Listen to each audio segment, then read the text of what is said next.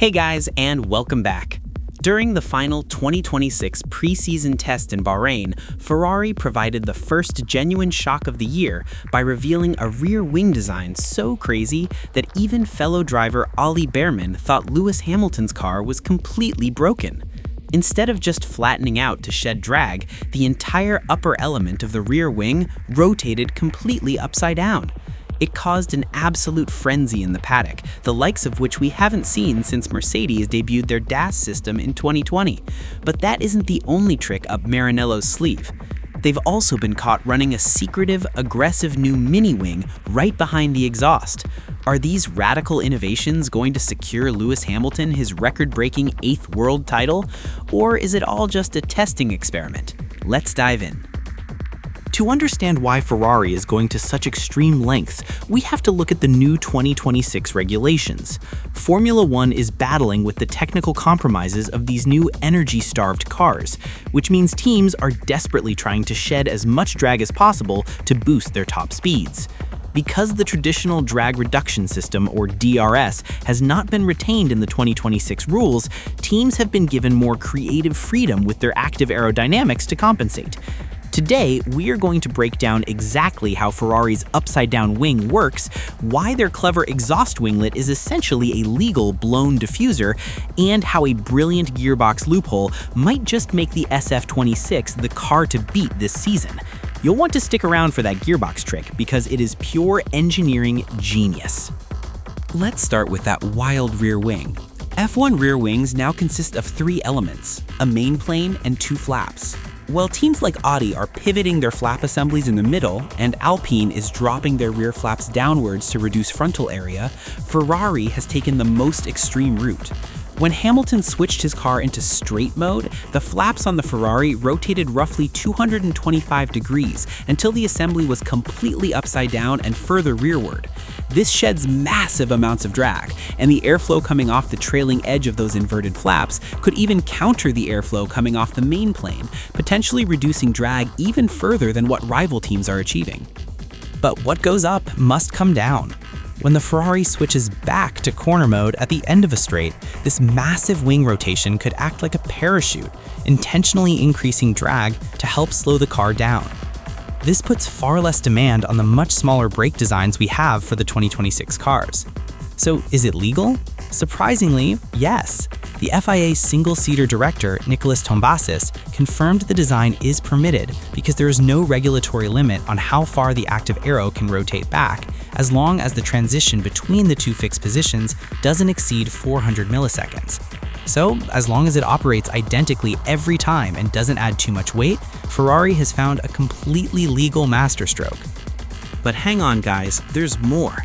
Ferrari's push to shed drag with that crazy rear wing might actually be a compromise to make up for our second major innovation, the exhaust winglet. Ferrari introduced an extreme modification by placing a small winglet directly behind the exhaust connected to the curves of the diffuser below it. This winglet serves 2 major functions, the first being a callback to the banned blown diffusers of the past. Because the MGU-H has been removed from the new regulations, the MGU-K has a much larger role in recharging the battery. To maximize this recharging phase off throttle during braking and cornering, the engine RPMs must be kept incredibly high, which produces a very strong flow of exhaust gases. So by placing this winglet right in the path of those high-speed exhaust gases in the corners, Ferrari is turning waste into free downforce. It operates very similarly to a beam wing or a blown diffuser, concepts we saw heavily exploited by Mercedes and Renault between 2014 and 2018 before they were clamped down on. Furthermore, this winglet acts as an extension of the diffuser, drawing a larger volume of airflow upwards and making the diffuser work much harder to generate downforce through the Venturi effect. Gary Anderson also noted that Ferrari slightly increased the size of the vanes near the diffuser's trailing edge, which helps connect this airflow and improves the aerodynamics around the rear crash structure. Now, you might be asking, how is this legal when the rear tail bodywork is so heavily restricted? This is where Ferrari's engineers earn their paychecks.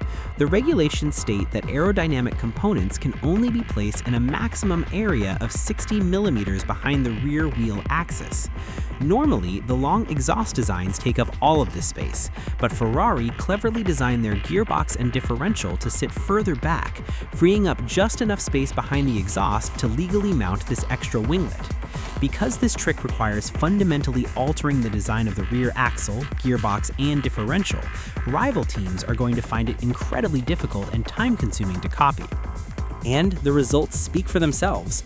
Italian media reports claim this exhaust winglet trick alone could make the SF26 0.15 to 0.25 seconds faster per lap.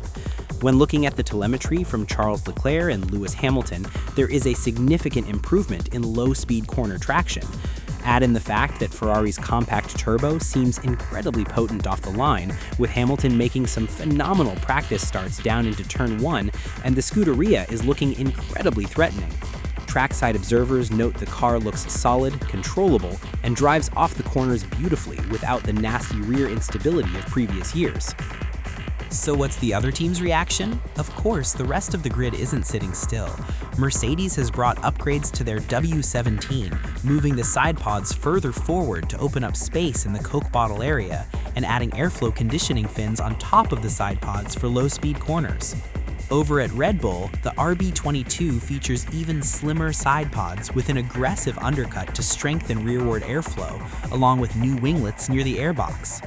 Right now, Kimi Antonelli's Mercedes is still considered the outright pace setter, but Hamilton's fastest lap without using the upside-down wing put Ferrari within 0.3 of Max Verstappen's Red Bull. Okay, Ferrari has built a fantastic foundation during this preseason, managing excellent reliability and even completing a 10,000-kilometer engine cycle without major issues. From a radical upside-down rear wing to an incredibly clever blown diffuser loophole, they are pushing the 2026 regulations to their absolute limits. So I turn the question over to you. Do you think Ferrari's upside-down rear wing is a stroke of absolute genius? Will these innovations finally give Lewis Hamilton the edge he needs to win that 8th World Championship? Guys, drop your thoughts down in the comments below. I read every single one. Don't forget to leave a like and subscribe for more deep dives into Formula One's greatest technical secrets. See you at the season opener. Take care.